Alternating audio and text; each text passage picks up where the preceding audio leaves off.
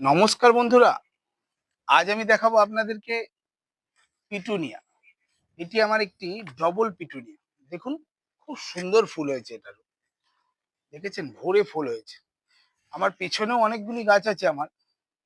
এই দেখুন, সব পিটুনিয়া। আরো এদিকেও আছে কিছু গাছ। আমি আজকে আপনাদেরকে এই গাছটা সম্বন্ধে একটু বলবো।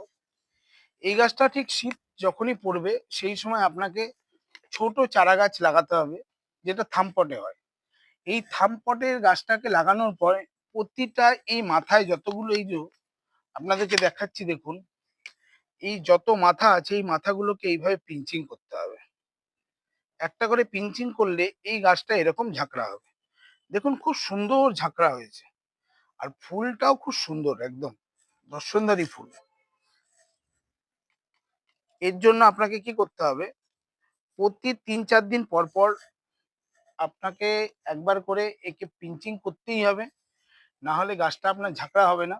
এবং খোল পচা জল, আমি কিন্তু সেরকম কিছু কেমিক্যাল ইউজ করি না, ন্যাচারাল ভাবে গাছ তৈরি করি। খোল পচা জল, যেটা একদম গাছের হরলিক্স।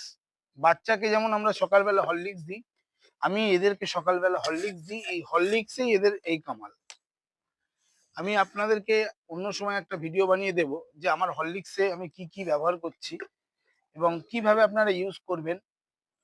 এইভাবে যদি আপনারা প্রতিটা গাছের প্রতি যদি দিতে পারেন, আপনাদের গাছও এরকম হেলদি হবে আর আপনিও খুব সুন্দর এইভাবে ফুল পাবেন। দেখুন, এই একটা ছোট টব, প্লাস্টিকের যে বিস্কিটের দোকানে যে বিস্কিটের প্লাস্টিকের ইয়ে হয়, সেইটাকে আমি কিনে এনেছিলাম, তার মধ্যেই বসিয়েছিলাম। এই একটা গাছেই এইভাবে ফুল এসেছে। নমস্কার, আজকে এখানেই টাটা, বাই বাই। আবার দেখা হবে।